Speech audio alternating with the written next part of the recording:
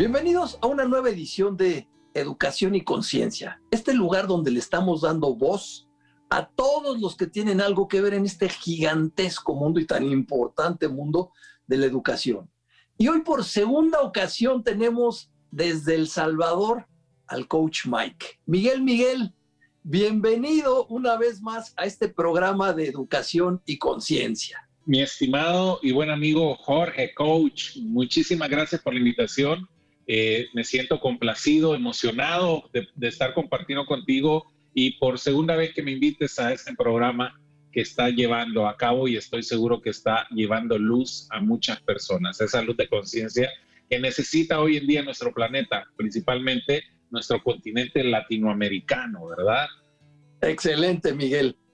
Platicamos ahorita de las coincidencias, cómo nos parecemos todos los países latinoamericanos, El Salvador, México, y si platicamos con alguien de Colombia y alguien de Perú y alguien de Chile, somos tan parecidos todos. Tenemos muchas cosas en común, muchas, aparte de solo el idioma y de solo compartir historia también, ¿no? Es una historia de repente sufrida, pero que yo todavía sigo albergando la esperanza. Hace hoy por la mañana, hace no mucho, leí una frase que dice: donde veas el 1% de posibilidades, ten el 99% de fe. Y yo voy viendo que a través de estos programas, de estos pequeños espacios que aunque parece que no tienen realce, tocan la vida de ciertas personas y nunca sabemos si esa persona que va a sacar adelante una gran idea se va a iluminar por algo que tú, mi amigo Jorge, o yo, digamos, o alguien diga a través de esto que es la web, ¿no? Y lo que compartimos acá. Así que yo sigo albergando esa esperanza de que se va acercando nuestra hora como seres humanos y como en el continente latinoamericano de crear una conciencia colectiva que nos saque adelante, que diga un hasta aquí y que a partir de allí pues empecemos a hacer cosas nuevas. Lo está viviendo hoy el pueblo colombiano también, nuestros hermanos aquí a la par en Honduras, en Nicaragua también, que están cobrando una conciencia distinta y diciendo alto, ya esto que nos está sucediendo no puede suceder más, ¿no? Pero ahí es donde guardo yo mi esperanza de que esto cambie y de que seamos esos faros, porque al final creo eso, somos esos faros que vamos llevando luz a algunas personas. Miguel, nos acompañaste en uno de los primeros capítulos que grabamos al principio de este año. Sí. Ya llevamos más de 5 meses al aire y qué bueno que estés nuevamente con nosotros. Buenísimo. En aquella ocasión nos platicabas que tú eres escritor, has escrito ya, nos hablaste del primer libro, que aquí tengo, ¿cómo se llama? Atrévete a ser diferente. Atrévete a ser diferente, sí. Y hoy nos vienes a presentar, ¿qué es? ¿Tu segundo o tu tercer libro, el que nos vas a presentar el día de hoy? Mi segundo libro. ¿Tu segundo libro? Sí, este es mi segundo libro. Tu segundo libro, Coacharte. Tú eres coach, tienes ya muchos años haciendo esta labor tan importante de coaching. Antes de pasar al libro, si alguien se quisiera preparar como coach, ¿qué tendría que hacer, Mike? ¿Cuáles serían los escalones que hay que ir subiendo para poder ejercer como coach? Ok, bueno, lo primero y que está muy a la mano es el hecho de tomar una certificación, ¿no? En coaching. Podría ser el camino. ¿Quién certifica? ¿Quiénes son estos entes certificadores? Yo conozco 2 grandes certificadores en el mundo que tienen mucho realce. Uno es Coachville, en España, que es de donde viene mucha de la información o de la influencia que nosotros tenemos en este mundo del coaching. Y bueno, hay Coachville, entiendo, en México, no solo en España, sino también en México. Y la parte de la IFC, International Federation of Coaching, que es otra de las grandes que tiene también mucha influencia. A partir de estas 2 corrientes, que son muy constructivistas, se desprenden muchas escuelas, ¿no? Una de ellas es la de nuestro buen amigo Arturo Orantes, que es World Coaching Corporation, que es de donde ya he estado aquí en el programa invitado también. Buenísimo. Entonces, a través de él puedes obtener una certificación y un código, que es como una licencia que te avala que conoces el proceso de coaching. Yo creo que este es el inicio para empezar a hacer grande esta profesión, porque hoy en día todavía no somos considerados como profesionales en el coaching. Y es que por ahí también nos encontramos mucha charlatanería, ¿no? Gente que de repente no está preparada en el tema o que tomó bien una certificación, pero cree que la certificación misma es la que avala los procesos, ¿no? Y que ya con eso estoy hecho y derecho. Creo que esa es la puerta por la que hay que ingresar para luego seguir creciendo, porque el conocimiento nunca se termina de construir, ¿verdad? Así es. Coach, así es. tú ya tienes más de 1,500 horas dando coaching. Sí, ya voy superando las 1,700 horas. Ya estoy cada vez más en este momento, antes de venir a este conversatorio que tenemos en tu programa, estaba terminando sesión de coaching. Entonces, y bueno, hace 8 años que comencé con esto, aquí en mi país al menos tuve que hacer mucho trabajo evangelizador para dar a conocer qué es el coaching, para qué sirve y para qué no sirve. ¿Y para qué nos sirve? Mira, ¿Qué es y para qué nos sirve? Sí, el coaching es una herramienta. El coaching, muchos hablan acerca de dónde proviene la palabra, que es francesa o que no, que es escocesa. Al fin y al cabo creo que el origen, si no está bien determinado, lo que sí pienso es que el coaching sirve para ayudar a una persona a pasar de un punto a un punto B en un objetivo. Las personas suelen tener objetivos, pero no suelen darle como mucha importancia al hecho de estructurar bien un objetivo, que me impulse, que se crean acciones, que se puedan medir las acciones y sobre todo que yo tenga los recursos personales internos para alcanzar esa meta. Ahí es donde entra en juego esto del coaching. El papel de un coach viene siendo el acompañante o el fan número uno del coachee, que es la persona que quiere alcanzar, ¿no? Entonces, es como acompañar a esa persona a que descubra sus propios recursos y su propia estrategia para alcanzar una meta u objetivo. ¿Y a quiénes les das coaching tú? ¿A directores de empresa o a quién te busca? Actualmente me especializo en el business coaching. Estamos bien enfocados aquí a través de mi empresa Eleva. También conoces a mi socio Rubén, que ya estuvo en tu programa. Como Eleva, nosotros nos especializamos en business coaching, ¿verdad? Entonces doy a la primera capa de una compañía, es a quien inicialmente se le da un proceso de coaching, un acompañamiento.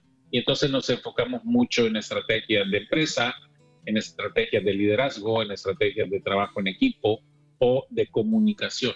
Y bueno, ¿por qué no decirlo? La inteligencia emocional hoy en día también viene siendo muy importante. Si nos pudieras decir de algunos de tus coaches, ¿qué metas han logrado? Mira, principalmente cuando vienen los ejecutivos acá, vienen uno para vender más. Una estrategia de compañía que me dice, oye, necesitamos aumentar la venta, estamos metiendo nuevos productos, estamos innovando en procesos. Y entonces me mandan a sus ejecutivos. Generalmente vienen ejecutivos de negocios, ejecutivos de la banca, ejecutivos de industria. Y empiezan por los directores generales o gerentes generales.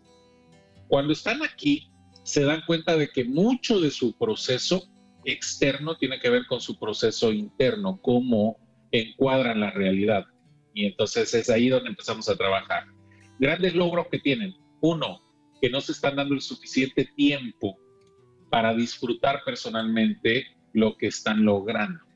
Claro, entonces, perdemos el equilibrio. Ajá. Entonces lo que buscan, en primer término, o lo que ganan al final de un proceso es su equilibrio personal entre lo que deben hacer y cómo deben de disfrutarlo, ¿no? Esa es una de las primeras ganancias que vienen las personas acá. Lo segundo, al finalizar un proceso de coaching, las personas tienen claro cuáles son las estrategias, saben diferenciar qué es una estrategia y qué es un propósito. Las personas suelen confundir qué es un propósito y qué es una estrategia. El propósito es a dónde quiero llegar y la estrategia es cómo hago para llegar allí más rápido que comúnmente haciendo. Lo tercero que yo me atrevería a decir es que encuentran cuál es el proceso de disciplina que deben de crear para alcanzar más rápidamente lo que quieren alcanzar. Por supuesto, si no hay disciplina, el coaching, híjole, ayuda muy poco. Ajá. Es como que si dijésemos, sin ejecución, la estrategia nunca se va a cumplir, ¿verdad? Claro. Y allí es donde falla el 97% de los líderes empresariales. Creen que la estrategia, que con tener una estrategia, ya el negocio va a salir adelante. Cuando en realidad la estrategia es una disciplina y la ejecución es otra disciplina muy distinta, ¿no? Y tú, como un estudioso del coaching, como un coach exitoso, te decides escribir un libro, Coach Arte.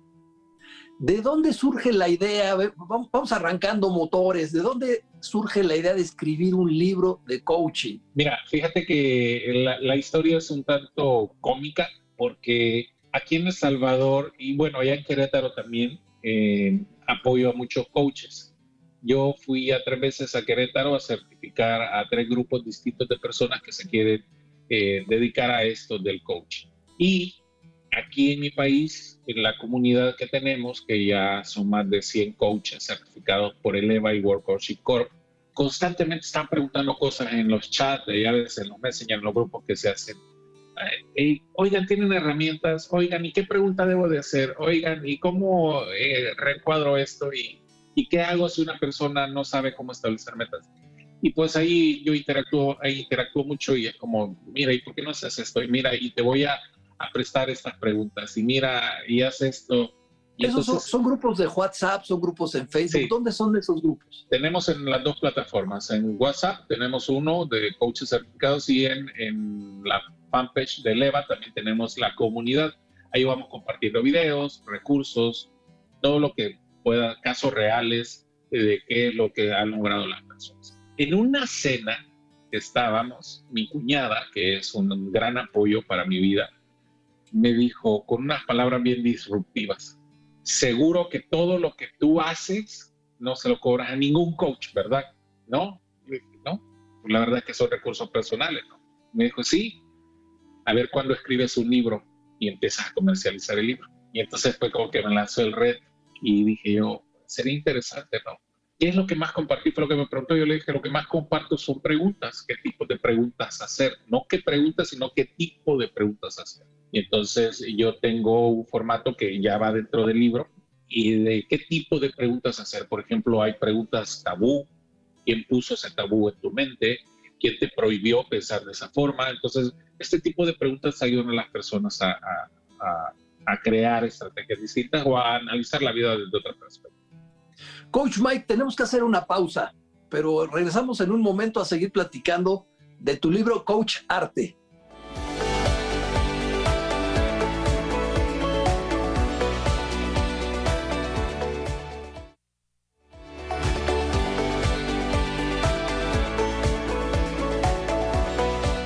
Bienvenidos nuevamente a Educación y Conciencia.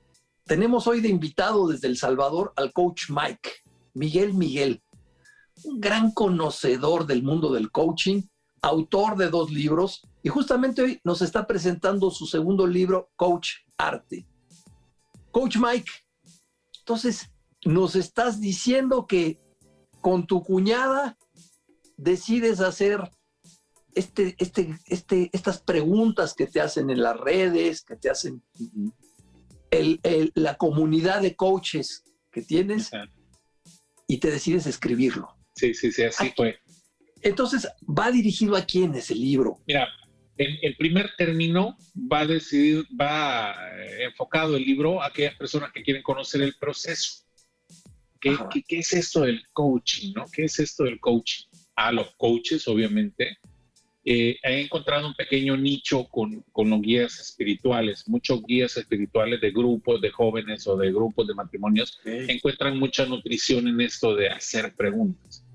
En un primer término, cuando pensé en el libro, dije yo, quiero que sea un libro muy técnico, o que sea un libro de fácil digestión, que lo puedan leer las personas y puedan decir, comprendo completamente cómo es el proceso. Y como nace a través de las preguntas, es decir, tengo 100 preguntas que todo coach podría utilizar. Entonces dije, bueno, voy a empezar a crear esto. Y comencé a hablar desde mi perspectiva de qué trata el coaching, ¿no? Para mí el coaching, más que una técnica, es un proceso. es un proceso, ¿sí? Y entonces, en las compañías me he encontrado con que las personas están muy enfocadas en la respuesta correcta. En una empresa, la creencia es que los gerentes, los directores, los dueños, tienen las respuestas correctas, pero muy pocos se detienen a pensar cuál es la pregunta correcta. Claro. Entonces, teniendo yo las preguntas, dije, bueno, lo que pasa es que para poder preguntar primero hay que saber escuchar y luego que escuchar, ¿no? Y divido el proceso en la escucha activa y el observar activo del coach. ¿Cómo lo hago yo? Este libro entonces no solo es para coaches, lo podría tomar un supervisor, un gerente, un director de empresa. Sí, un gerente, un director, cualquier persona que trabaje con personas, Ajá. le sirve muchísimo. Porque mira, habla acerca de la comunicación, habla acerca de la retroalimentación efectiva. Las personas, bueno, en México me encontré una cultura bien distinta, pero aquí en mi país dar retroalimentación efectiva es muy difícil, porque las personas luego creen que si le das retroalimentación, la tomas contra ellos, y es como, ay, lo está haciendo muy personal. En México encontré algo muy distinto y es como más directo el dar la retroalimentación y las interpretaciones son tuyas y las interpretaciones son mías. No nos gusta mucho, no creas, no lo tomamos todavía mucho, lo tomamos todavía muy personal y lo tomamos como, no entendemos que es una parte importantísima en el proceso de mejora continua. Así es. Pero yo estoy en el DF, quizás la muestra que tomé del DF era muy pequeña. Sí, porque allá van, mira, en las reuniones que pude estar en el DF con nuestro buen amigo Ramón, que tuve la oportunidad de estar con él y conocer a algunas otras personas allá en el DF, la retroalimentación era muy directa, como tú eres esto, tú eres lo otro, tú no hiciste esto, a ti te faltó esto, y la otra persona lo recibe. Aquí para decir eso le tenemos que dar vuelta. Oye, Jorge, te he citado a esta reunión porque quiero que hablemos acerca de, tú eres un buen líder y yo creo que tienes mucha habilidad y te la pasas media hora chuleando a Jorge para decirle, Jorge, no alcanzaste la meta, ¿sí? Y entonces somos como muy cordiales. Yo suelo ocupar eso en mis sesiones de coaching. Eres muy cordial, pero muy poco honesto al dar tu retroalimentación. Es como, yo quiero quedar bien, pero quiero que tú asumas tu responsabilidad. Entonces, el libro aborda cómo dar una retroalimentación efectiva. ¿Qué nos podrías recomendar de cómo dar una retroalimentación efectiva? Porque estamos muy, no nos gusta el fracaso. Ajá. Nos da terror el fracaso. Ajá. Y consideramos que una retro donde no alcancé alguna meta, bueno, pues es parte de un fracaso. En el libro abordo la parte de la retroalimentación efectiva desde la conversación, cómo retroalimentar constructivamente. Lo primero, observa el proceso, el qué hace, cómo lo hace y qué resultado obtiene la persona al hacerlo, cómo lo hace. Entonces, observa el proceso y quita de la ecuación a la persona. Siempre refiérete al proceso. Por ejemplo, en una empresa, alguien llega tarde. Lo citaron a las 8 de la mañana y llegó a las 8:30. Inmediatamente, cuando incluimos a la persona en el proceso, el gerente puede decir, o a veces el coach también puede decir, eres tardista. Y entonces ya está hablándole al ser, al tú eres, ¿sí? Mientras que en una retroalimentación efectiva puedo decirle, oye, llegaste 30 minutos después de la hora que habíamos acordado. Entonces ahí ya observo el proceso y el resultado, obviamente. En la primera, la persona se siente atacada. En la segunda, se siente parte del resultado obtenido. Entonces ahí estoy haciendo la primera diferenciación. Proceso 1, persona otro. Mi socio suele decir esto: duro con el problema, suave con la persona. Lo segundo, háblale a través de preguntas. ¿Qué hiciste o qué dejaste de hacer para obtener este resultado? ¿Qué aprendes de llegar a esta hora? Y la persona misma va sacando sus propias conclusiones. Entonces, lo primero es, quita a la persona del proceso. Lo segundo es, hazlo a través de preguntas. Y lo tercero, el más importante, no lo hagas cuando las emociones te están ganando. Porque entonces Cuando estás las primeras enojado, dos... cuando estás triste, cuando estás histérico. Ajá. Porque entonces vas a desvalidar las dos primeras. Ajá. Inteligencia emocional. Inteligencia emocional, así es. Por ahí va. ¿De dónde sale el nombre Coach Arte? Muy buena pregunta. Mira, estuve pensando, fue lo último que pensé. A diferencia de con el Atrévete a ser diferente, allí primero pensé en el nombre y luego hice el contenido. Aquí tenía varios nombres, pero luego cuando leí el contenido del libro, dije, el coaching es un arte en realidad, el arte de sacar los recursos de otras personas. El coaching es un proceso, el coaching no es una sesión. El que una persona saque algo de las sesiones es el producto uno de la constancia con la que sostenemos conversaciones. Dos, en que tú te quites del proceso y dejes que el coachee sea la estrella, que tú simplemente sirvas como observador externo y que le ayudes a la persona a visualizar aquello que cree que no alcanza a ver, como nuestros puntos ciegos. Entonces, de ahí viene, y yo dije, coaching, arte, coach, y aquí hay muchas personas, por lo menos en mi país, que no saben, que dicen, yo soy el coaching, yo soy el coaching, y entonces ven al proceso de coaching, pero yo soy el coaching, entonces era como, no hombre, es coach, coachee, y el proceso es coaching, pero cuando yo te lo doy ahí a ti, digo, te voy a coachar, que son palabras como de muy poco uso, ¿no? Qué bueno, coacharte, el arte de coachar. Y así salió, de hacer pruebas, yo voy haciendo como pruebas con nombres. En un inicio sí dije yo, coaching para joderte la vida, ¿no? Pero al final me quedé con coachar, pero no es mucho. De hecho, la frase, ¿no? Hace referencia a eso. Coach, que es mi rol, y el arte. Cada uno de nosotros ejercemos un arte distinta para coachar gente. ¿Cómo van las ventas? Mira, el año pasado despegamos. Este libro fue libro de pandemia. Básicamente, en medio de la pandemia está terminado y publicado y lo he tenido que hacer localmente, muy localmente.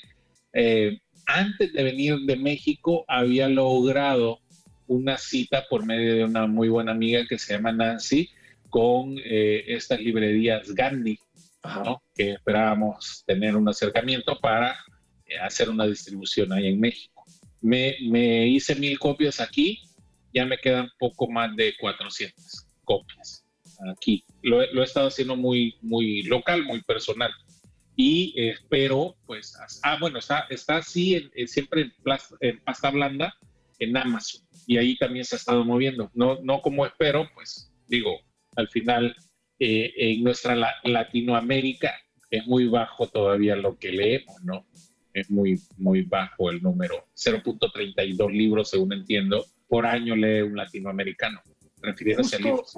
Justo nos decía una invitada que acabamos de tener que aquí en México leemos 2 libros al año. Ese es nuestro promedio. Y yo escuché esa estadística y aquí viene lo más triste a veces.